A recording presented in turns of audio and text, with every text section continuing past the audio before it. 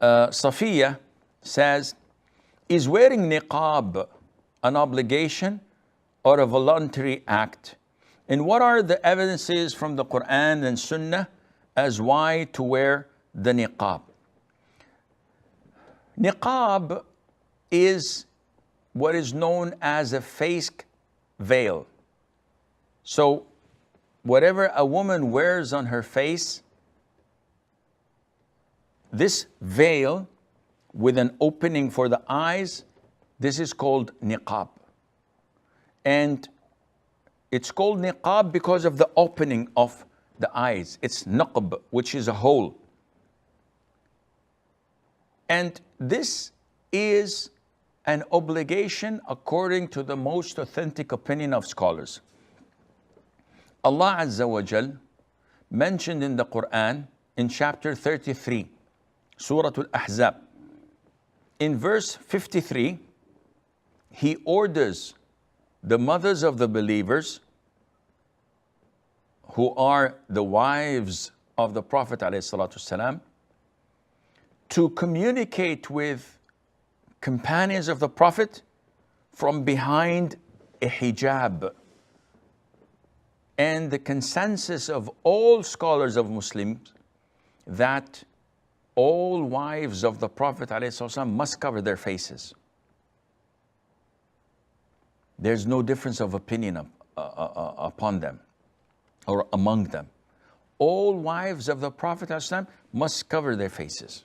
And this ayah 53, whenever you ask for utensils from them, ask from behind a screen. This is purer for your hearts and their hearts. So this is total segregation. You cannot see the wives of the Prophet ﷺ faces. This is verse 53.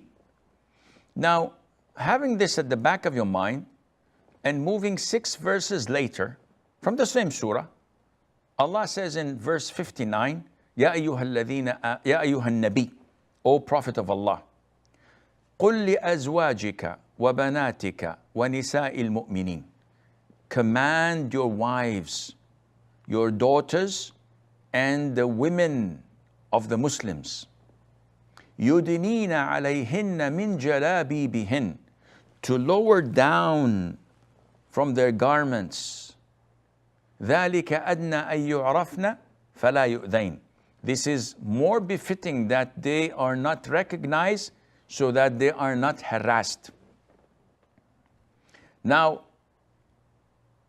in this ayah, the command is for 3 types of women to lower their garments so that they're not identified.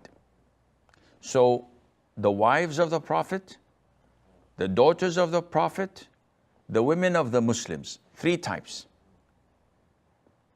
Now, if you compare this ayah to verse 53, where it commands the wives of the Prophet to cover their faces, if you come and compare this ayah to this ayah, the command in this ayah is for what? To cover their faces.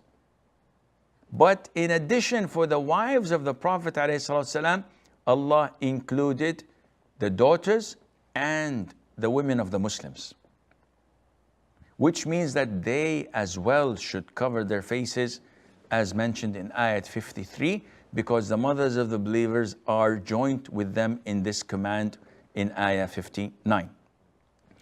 And there are a lot of other evidences mentioned in the Sunnah of the Prophet ﷺ, which is logical. But before it's logical, it is the ruling of the Quran and the Sunnah according to the most authentic opinion of scholars. Why do we say logical? The face of a woman, as they say, is her identity. If her identity is open to all, this is what includes features of beauty. This is when she smiles or frowns. This is where expressions happen. And if this is exposed then those with illnesses in their hearts will be surely tempted. And when the Prophet ﷺ showed us the process of getting married, he commanded us to look at the woman we are interested in getting married. A man came to the Prophet ﷺ and said, "O Prophet of Allah, I proposed to so and so from the Ansar." So the Prophet said, "Did you look at her before you propose?" He said, "No." The Prophet said, "Go and look at her."